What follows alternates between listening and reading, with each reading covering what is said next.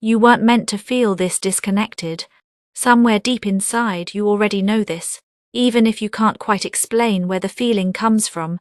It's that quiet ache, that haunting pull, the invisible tension of knowing there's something more, something you're not seeing, but your soul remembers.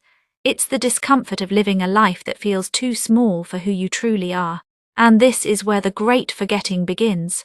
From birth, we are conditioned to focus only on what we can see, to trust in the five senses alone. We're taught to shrink our vast, limitless nature into something manageable, something safe, something that fits neatly inside systems of survival, achievement and logic. But you are so much more than that. You're not here to just live inside a physical body. You're here to remember that this body, this physical world, is only the final layer of a much deeper, richer and invisible reality. True creation doesn't begin outside. It begins in the unseen, in the field, in the quantum, where thought and emotion shape the matter around us. We've been taught to chase outcomes, to seek validation through results, to measure progress only in what can be counted or accomplished. But this cuts us off from the most essential element of manifestation, our inner frequency. The life you're living right now isn't just the product of decisions or fate. It's a reflection, a hologram of your internal state of being.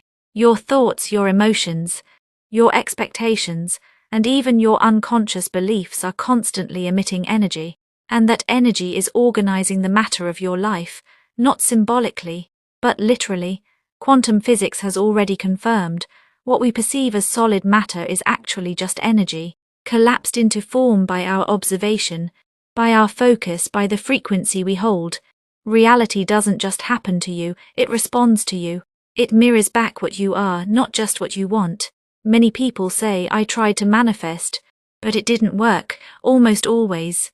The reason is this: they tried to change the outside without changing the internal vibration. You can't manifest abundance while operating from a mindset of lack. You can't call in love while unconsciously radiating fear. You cannot receive what you're not energetically aligned with. The key is not in striving harder, it's in tuning deeper.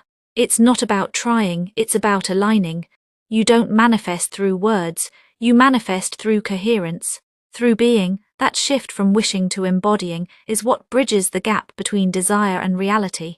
So if you feel like there's a distance between the life you live and the one you dream of, know that this gap isn't a failure.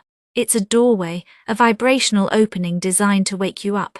You weren't meant to stand outside the field, you were meant to shape it, to project your energy into it, to collapse possibilities into form, not by pushing but by becoming. It's time to remember, you are the frequency, you are the force, you are the code that tells reality how to shape itself.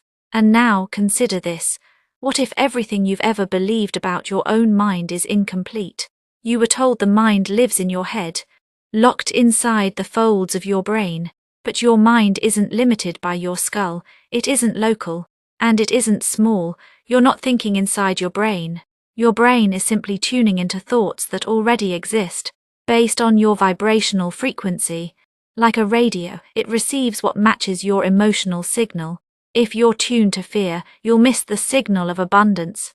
If you're vibrating with anxiety, the wisdom of your higher self will seem silent. But when you raise your frequency, you begin to access entirely new realms of insight, clarity, and alignment. Your consciousness isn't created by the brain, it creates the brain, and your personality, your patterns of thought, emotion, and energy create your personal reality. You are not just perceiving your world,